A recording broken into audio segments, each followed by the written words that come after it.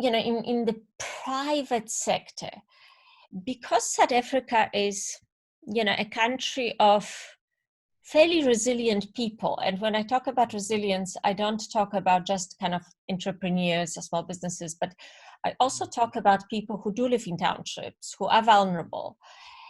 Somehow they survive. And so I think that resilience will, be a savings grace, in the sense that people will adjust. Whether it means having less, whether it means spending less, whether it means, some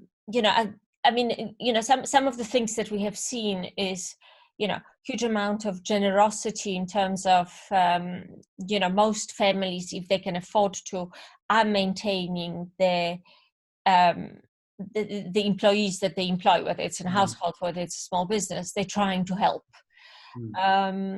So the solidarity and this kind of compact that you're talking about almost exists between, various sectors of the private sector without the involvement of the public sector. And I think that kind of, and then of course we've always had a very large informal economy.